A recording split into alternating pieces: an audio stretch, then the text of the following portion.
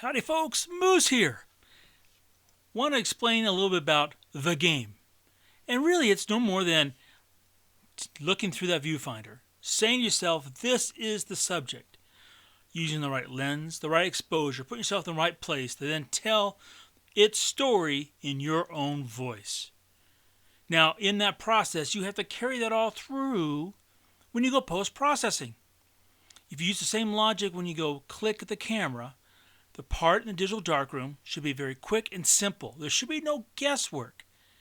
Now, in this process, you have to deal with the learning curve. It can be steep. It can be perilous. It can be just almost life-threatening. It can keep you up at night and cause gallons of coffee to go down through your system. Welcome to photography. If everybody could do it, they would. But everybody can't.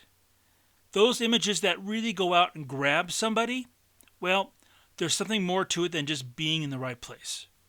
So let me give you an example. So we're up chasing moose. Absolutely a marvelous, marvelous, marvelous pastime. Whether you get the photograph or not, just being in their world is a gift and a reward unto itself. So here's the view we had one morning. Now, it's pretty spectacular. What you see though on the screen, that necessarily was not what we saw up there. Yes, I saw the mountain and the clouds, but vision is not just your eyes, it's your heart as well. And there's something when you see these clouds cascading over and blowing and changing with the wind, it just grabs your soul. Now, you're not seeing that, you see it still. How do you bring that out? In my own personal opinion, this is what it looked like. This is what it felt like. It was kind of cold. Those certain clouds had a certain majesty, and there's a dark ominous behind them because it was going to end up raining. Now, how'd you go from here, okay, what the camera captured, to here, what you saw in the viewfinder? That's the whole process. Now, if you notice, there's nothing here in this layer. Okay, this layer, okay, is just the photograph. There's nothing else on it. What you see was done with Adobe Camera Raw, and that's it. So how do I do that? That's the point. Because when I took the picture, I knew exactly how I was going to finish it. So let's just go there. I'm going to get Command 0, okay, Command O, and I'm going to go over and I'm going to open up the NEF. Okay.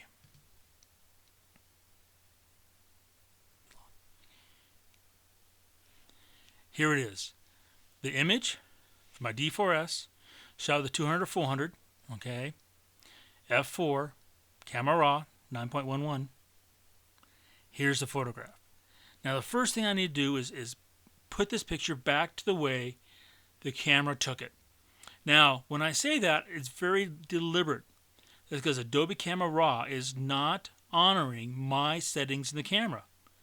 So for example, I'm using a very specific tone curve in the camera.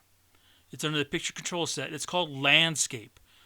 When you select that landscape in your camera body, you are telling the camera exactly how you want it to take the world that's seeing it and translate it and record it. So it means I need to be using the landscape profile. If I come in here to my setting, you can see that Adobe, okay, says no, we want you to use our Adobe standard. That's not what I saw. It's not how I shot it. I'm in control. I'm the photographer. My story. So we have to change that. Okay. A couple other settings in picture control set. Photoshop, Adobe is not honoring when I bring it into the computer. So my preset, okay, that I'm going to create does no more than bring this image back to the way it was captured in the camera using the tone curve from my Nikon. And that's essential to understand. I'm not doing anything other than now bringing my settings into Adobe Camera Raw and making them work in the system. So when I come over here and click on the word on this toggle set, this says presets, and I click on the word landscape. This word landscape means because it's the landscape tone curve from my Nikon. Now how do I get this? I click on that, you'll see the very first change.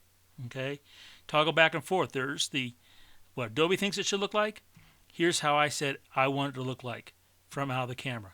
Subtle difference? You bet. But lots of subtleties add up to big drama. And that's so important to understand. Now, this right here, this landscape, I created that. How did I create that? I created by first coming over here to the camera body and selecting camera landscape.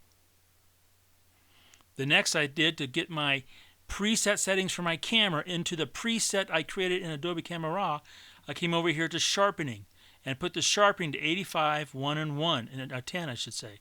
Need to put my reading glasses on. 85, 1, and 10. These bring it back to the preset and picture control set in Nikon that I set myself. Okay. Now, why does there noise reduction? Because there's times I go to black and white, and this is a preemptive strike. There is no noise in this file. It is because if I go to black and white, I know that some of my actions in Photoshop, in creating black and white, in making a perfect clean white and clean black, could create the noise. I do a preemptive strike. That's why those numbers are in there. Lastly, my own personal preference, I put in vibrance.